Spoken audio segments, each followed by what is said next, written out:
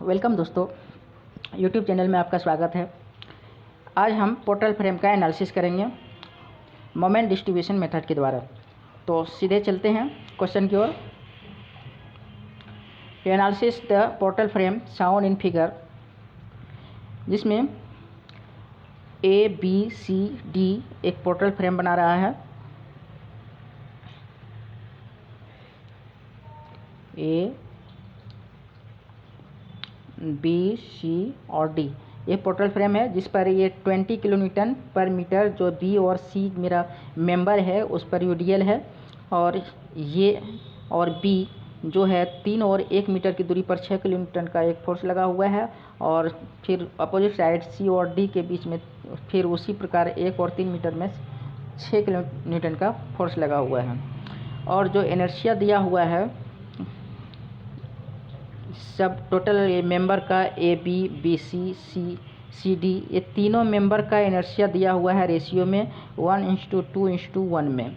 ठीक है दोस्तों, ये मेरा क्वेश्चन है।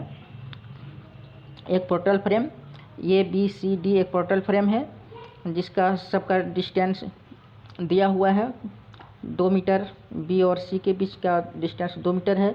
ए बी का बीच का डिस्टेंस 4 मीटर है, और फिर सी डी का है 4 मीटर।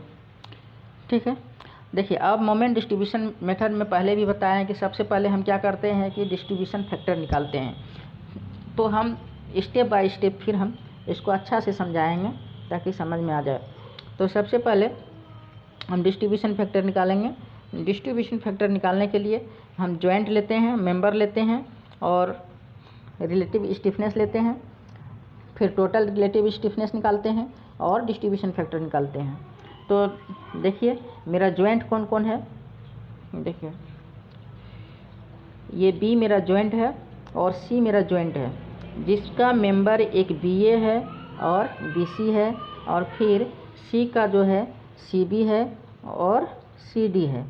ठीक है, तो ये मेरा 2 और 2 4 मेंबर हुआ, और 2 मेरा जॉइंट हुआ। दोनों जॉइंट का 4 मेंबर है, बी ए बी सी और फिर सी बी और सी डी। ठीक है दोस्तों, चलिए देखते हैं। अब जॉइंट लिखते हैं बी और सी। ये मेरा बी और सी 2 जॉइंट है, जिसका B A B C 2 member है, सी का है सी बी और सी डी 2 मेंबर है, 4 मेंबर है। रिलेटिव स्टिफनेस, तो रिलेटिव स्टिफनेस जो है मेरा फिक्स इन मोमेंट के लिए I/L होता है। तो I मेरा जो दिया हुआ है I का I लिखेंगे, और L की जगह पे हम 4 मीटर लिखेंगे, जो कि इसका डिस्टेंस 4 मीटर है। ठीक है, और BC के लिए मेरा I 2I हो जाएगा, जो रेशियो मेरा दिया हुआ है, तो उसके लिए हम 2I लिखे, और बाय L मेरा यहाँ BC के लिए 2 मीटर है, तो यहाँ 2 मीटर लिखे इक्वल टू 4I/4 हो गया। फिर CB के लिए मेरा रेशियो जो है 2I है, 2I/L हो जाएगा। L मेरा 2 मीटर है, इसको भी 4I/4 लिख सकते हैं। ठीक है, और सी डी के लिए I/L है, तो I का जो रेशियो मेरा I सिर्फ है, और बाय L जो मेरा 4 मीटर है वो 4 मीटर लिख दिया। अब देखिए टोटल रिलेटिव स्टिफनेस, टोटल हम करेंगे जॉइंट का। जॉइंट मेरा मेंबर जो है बी ए और बी सी दोनों जोड़ेंगे, तो मेरा टोटल रिलेटिव स्टिफनेस होगा। तो ये मेरा बी ए और प्लस बी सी दोनों जोड़े तो 5I/4 हुआ। फिर उसी प्रकार हम लेंगे सी बी और सी डी जोड़ेंगे, और दोनों मिला करके 5I/4 होगा। अब डिस्ट्रीब्यूशन फैक्टर, अब डिस्ट्रीब्यूशन फैक्टर कैसे निकालेंगे। तो मेरा जितना भी मेंबर है उसका अलग अलग डिस्ट्रीब्यूशन फैक्टर निकलेगा। तो उसमें रिलेटिव स्टिफनेस मेरा जो मेंबर का है उसको हम टोटल रिलेटिव स्टिफनेस से हम डिवाइड कर देंगे, तो मेरा ये डिस्ट्रीब्यूशन फैक्टर निकल जाएगा। तो ये I/4/5I/4, तो ये 1/5 मेरा बी ए मेंबर के लिए हो गया। अब दूसरा है बी सी मेंबर के लिए, तो ये डिवाइड करेंगे बी सी का जो रिलेटिव स्टिफनेस है, तो उसको टोटल स्टिफनेस जो है उससे हम डिवाइड कर देंगे, तो मेरा 4/5 हो जाएगा। ठीक है दोस्तों, अब मेरा सी बी का जो रिलेटिव स्टिफनेस है उसको हम डिवाइड करेंगे, टोटल रिलेटिव स्टिफनेस जो 5I/4 है उसको डिवाइड करेंगे तो 4/5 हो जाएगा। फिर सी डी के लिए जो है तो I/4 है, इसको हम डिवाइड करेंगे 5I/4 से, तो I ये 1/5 हो जाएगा। ये डिस्ट्रीब्यूशन फैक्टर मेरा निकल गया। ठीक है, अब दूसरा स्टेप जो है फिक्स इन मोमेंट निकालने का। दूसरा स्टेप में हम क्या करेंगे कि फिक्स इन मोमेंट निकालेंगे। तो चलिए कैसे निकालते हैं। तो इसमें फार्मूला आपका लगेगा, तो फार्मूला आपको याद करना होगा। देखिए, तो फिक्स इन मोमेंट सब जितना भी मेंबर है उसको हम सेपरेट कर लेंगे, अलग अलग सोचेंगे। तो अलग अलग जैसे मेंबर मेरा ए बी है, तो ए बी का कितना होगा। तो ए बी मेरा मेंबर में जो है, देखिए एक था 3 मीटर पर और 1 मीटर के दरमियान ये 6 किलो न्यूटन का फोर्स लगा हुआ था। तो ये डिफरेंट डिस्टेंस है, ये 3 मीटर है, ये 1 मीटर है। तो इसके लिए फार्मूला होता है -WAB²/L²। चूँकि ए से बी की ओर जा रहे हैं इसलिए हम माइनस यहाँ लिखेंगे। ये मेरा 3 मीटर है और बी मेरा 1 मीटर है, और टोटल मिला देंगे तो एल मेरा 4 मीटर हो जाएगा। तो वही लिखे हैं 6 × 3 × 1²/4²। और दूसरा, जब बी से ए की ओर आएंगे तो इसमें प्लस हो जाएगा, और इसका फार्मूला हो जाएगा WA²/B/L²। तो 6 × 3² × 1/4² = 3.37। ठीक है दोस्तों, ये मेरा निकल गया ए बी और बी ए का फिक्स इन मोमेंट। अब दूसरा मेंबर हम लेंगे बी सी। दूसरा मेंबर क्या लेंगे, बी सी। दूसरा मेंबर के लिए देखते हैं MBCF = देखिए BC मेंबर में मेरा जो है UDL है, जो 20 किलो न्यूटन का UDL लगा हुआ है और 2 मीटर डिस्टेंस है, 2 मीटर, और ये 20 मेरा UDL है। तो उसके लिए फार्मूला है -WL²/12। तो माइनस इसलिए है कि हम B से C की ओर जा रहे हैं, जब C से B की ओर आएंगे तो उसको प्लस लेंगे। तो ठीक है, तो -20 × 2²/12 हो जाएगा = -6.6 किलो न्यूटन मीटर। ये हो गया BC के लिए फिक्स इन मोमेंट। और MCB के लिए ये प्लस में हो जाएगा 20 × 2²/12 = 6.67 किलो न्यूटन। ठीक है, BC और CB मेरा निकल गया। अब बाकी रहा मेरा CD। ऐसे था, और यहाँ फोर्स मेरा लगा हुआ था, ये 1 मीटर था, ये 3 मीटर था। तो ठीक जो मेरा AB है, AB जो मेंबर है सेम टू सेम मेरा CD मेंबर है। तो मेरा जो AB का मोमेंट निकला था फिक्स इन मोमेंट, उसी टाइप का मेरा C और D का भी वही रहेगा। तो ठीक है, तो हम लिख देते हैं moment distribution carries MCD = -3.37 MCD, यानी C से D आए तो मेरा इधर B से A है, तो B से A वाला जो मोमेंट मेरा है 3.37 वही लिख दिए। और DC यानी इधर D मेरा है, इधर C मेरा है, D से ऊपर जाएंगे यानी A इधर है और B है, यानी AB का जो मोमेंट मेरा निकला वही इसका मोमेंट होगा। तो 1.12 हम लिख दिए। देखिए AB और BA का जो मोमेंट है वो हम दिखाते हैं। देखिए है ना, -1.12 ये और 3.37। तो यहाँ मेरा जब AB है तो इधर से गया है, और जब मेरा CD हो जाएगा तो इधर से आएगा। ठीक है दोस्तों, अब मेरा ये फिक्स इन मोमेंट निकल गया।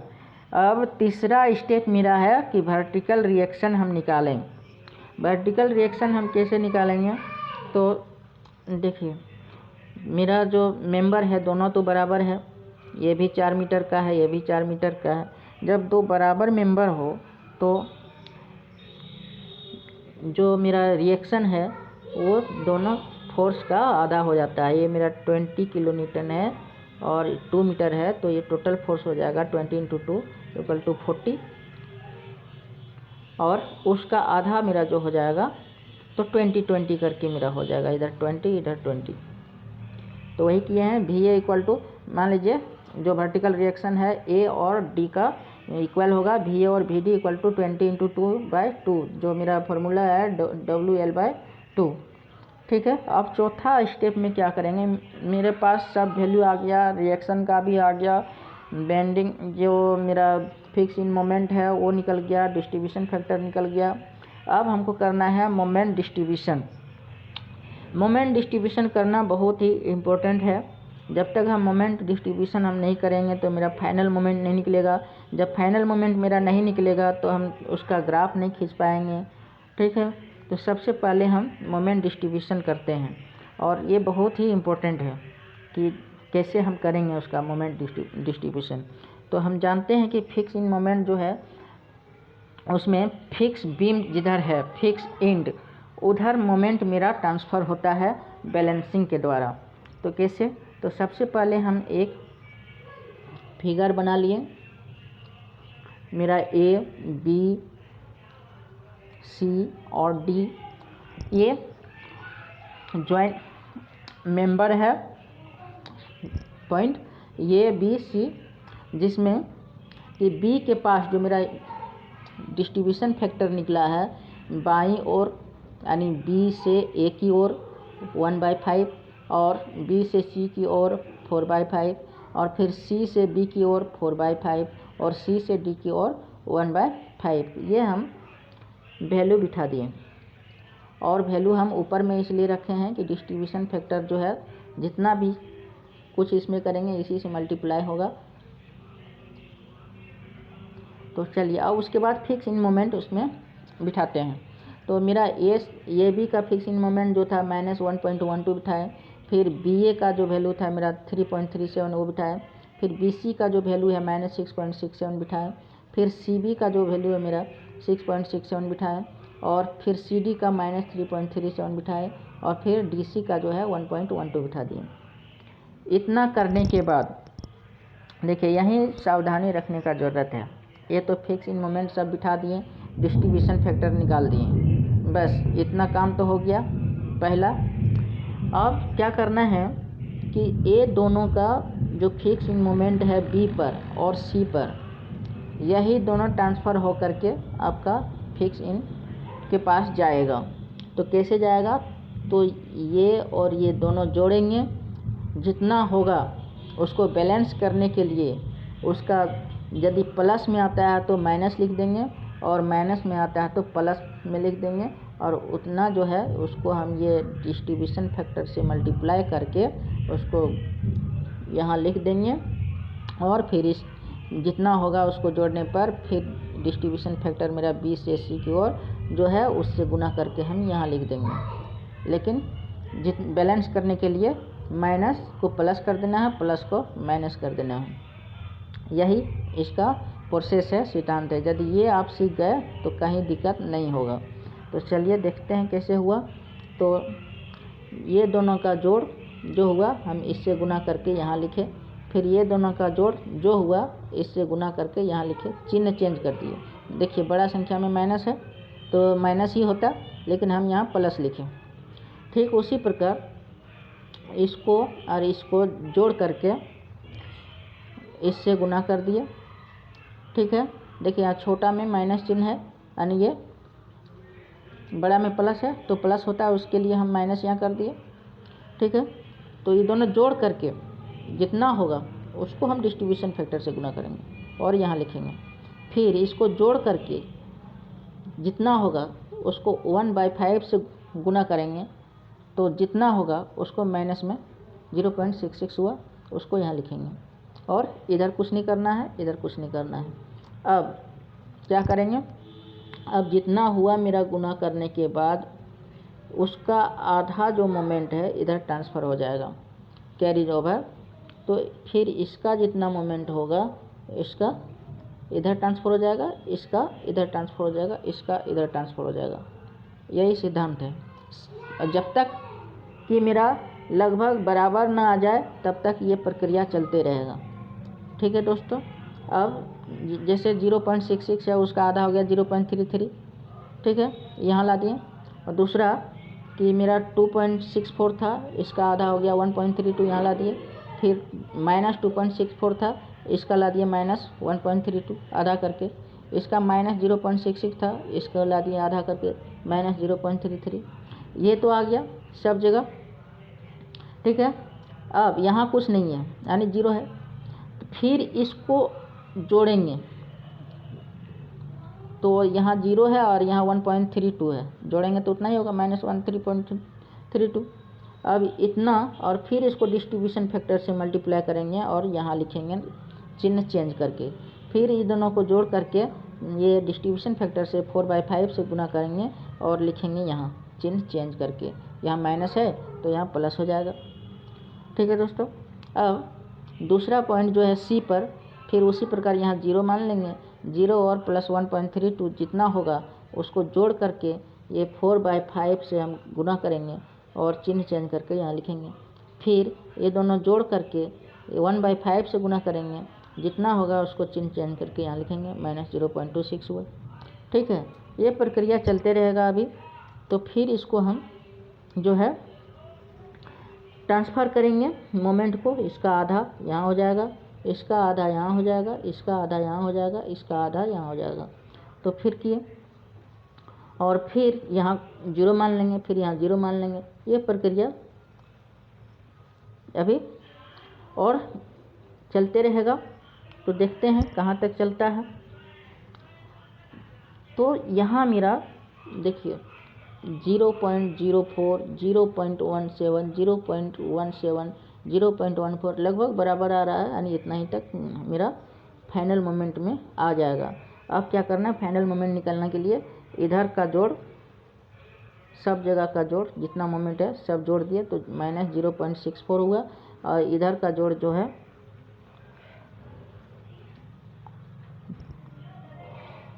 ये टोटल जोड़ यहाँ लिख दिए -4.44। फिर इसका जोड़, सिर्फ डिस्ट्रीब्यूशन फैक्टर को नहीं जोड़ना है। फिर इधर टोटल जोड़ के 4.44 लिख दिए। फिर इधर का जोड़ -4.44 लिख दिए। फिर इधर का जोड़ ये प्लस 0.64 लिख दिए। ये मेरा फाइनल मोमेंट हुआ, यानी ये पर मेरा इतना हुआ, बी पर यहाँ बाईं तरफ दाईं तरफ इतना हुआ, फिर यहाँ सी पर बाईं तरफ दाईं तरफ इतना हुआ और डी पर बाईं तरफ इतना हुआ। ये मेरा फाइनल मोमेंट है। अब जो भी ग्राफ बनेगा इसी से बनेगा। चलिए अब देखते हैं अब क्या निकालना है। हॉरिजेंटल रिएक्शन, क्योंकि यहाँ 2 हॉरिजेंटल रिएक्शन लग रहा है, तो कहाँ लग रहा है देखते हैं। देखिए यहाँ मेरा हॉरिजेंटल रिएक्शन लग रहा है 1 और यहाँ 2। इसका डायरेक्शन भी पता करेंगे प्लस माइनस से। तो चलिए ऊपर में हम पहले रिएक्शन निकाल लेते हैं, हॉरिजेंटल रिएक्शन। देखिए हॉरिजेंटल रिएक्शन निकालने का एक फार्मूला है HA = MAB F, यानी फिक्स इन मोमेंट AB का और फिक्स इन मोमेंट BA का, और माइनस P × H1। यहाँ P जो है मेरा फोर्स है, ये फोर्स है, और H1 जो मेरा हाइट है वो रहेगा। ठीक है, अब देखते हैं P मेरा फोर्स कौन वाला काम कर रहा है और H1 जो है मेरा कौन सा है। देखिए मेरा P फोर्स काम कर रहा है यहाँ, और H1 मेरा यहाँ से यहाँ तक का डिस्टेंस है। ठीक है, तो ये मेरा हो जाएगा MAB का जो हम फाइनल मोमेंट निकाले हैं फिक्स इन मोमेंट -0.60 है, BA का 4.44 निकाले हैं, और -6 मेरा फोर्स है, और H1 मेरा 1 मीटर दूरी पर काम कर रहा है, तो 1 मीटर दूरी यहाँ 1 होगा। क्योंकि जो पॉइंट मेरा B है, B से जो फोर्स काम कर रहा है वो दूरी लेंगे। ठीक है, तो ये मेरा 1 हुआ, यहाँ 4 नहीं लेंगे। ठीक है, हम यहाँ देखिए पहले जो मैं बताया था कि यहाँ तक नहीं होगा, सिर्फ ये दूरी यहाँ B से ये फोर्स की दूरी तक, इतना तक H1 होगा। ठीक है, चलिए ये मेरा निकल गया। HA = -0.54 किलोन्यूटन, माइनस है यानी दाएं से बाएं की ओर आ रहा है, तो इधर से लगेगा। तो ठीक उसी प्रकार HD जो मेरा हो जाएगा प्लस में 0.54, क्योंकि यहाँ डिस्टेंस दोनों समान है। ठीक है, तो इसीलिए, और जो मेरा चिन्ह रहेगा वो बाएं से दाएं की ओर, तो ठीक उसी प्रकार इसमें लगेगा। देखिए ये इधर लगा है और ये इधर लगा है। इतना तो हो गया, मेरा HA निकल गया, सपोर्ट रिएक्शन निकल गया और फिक्सिंग मोमेंट निकल गया। अब इसका बेंडिंग मोमेंट डायग्राम कैसे खींचेगा खींचेंगे अब वो देखते हैं। देखिए सब फिक्स इन मोमेंट सबसे पहले फिक्स इन मोमेंट पुट करेंगे। तो चलिए कैसे पुट करेंगे देखते हैं। मेरा यहाँ A है, यहाँ B है, यहाँ C है, यहाँ D है। ठीक है दोस्तों, ये और B, ये के पास जो फिक्स इन मोमेंट निकला था 0.06 बिठा दिए, B के पास जो निकला था 4.44 बिठा दिए, C के पास जो मेरा निकला था 4.44 बिठा दिए और यहाँ D के पास 0.6 निकला था। तो इसको हम सबसे पहले खींच दिए, ये बिल्कुल सीधी रेखा होगा। ठीक है, ये हम खींच दिए, इतना काम हो गया। अब दूसरा कि मैक्सिमम बेंडिंग मोमेंट क्या होगा उसका हम खींचेंगे। तो हम जानते हैं, फार्मूला के द्वारा हम निकाल सकते हैं कि ये मेरा UDL है, तो UDL का जो है पैराबोलिक बेंडिंग मोमेंट आएगा मेरा। ठीक है, तो इसका WL²/8 करके हम निकाल लेंगे। तो मेरा यहाँ से यहाँ तक का डिस्टेंस निकल जाएगा। तो यहाँ से यहाँ तक डिस्टेंस जब निकल गया तो यहाँ मेरा 4.4 है, इसको माइनस कर देंगे तो ये मेरा जो छायांकित किया हुआ है इसका ये 5.56 आ जाएगा। ठीक है, ये तो हो गया। अब इधर दाएं और बाएं का हम लेते हैं। देखिए ये मेरा तो खिंचा हुआ है, ये 4.44 है, ये 0.6 है।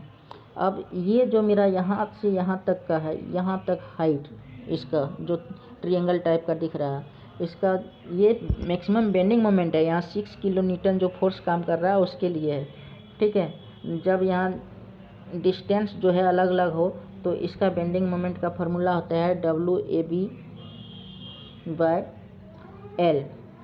ठीक है दोस्तों, तो इस आधार पर हम ये इसका पॉइंट 6 तक यहाँ तक निकाल सकते हैं। जब ये निकल जाएगा तब हम क्या करेंगे, समरूप त्रिभुज जो है सिमिलर ट्रायंगल, तो उसके माध्यम से देखिए ये 2 बन जाएगा यहाँ सिमिलरिटी इसमें। देखिए हो गया। तो पहले ये बाय ये ले लेंगे, फिर ये बाय ये ले लेंगे, तो इससे मेरा यहाँ तक का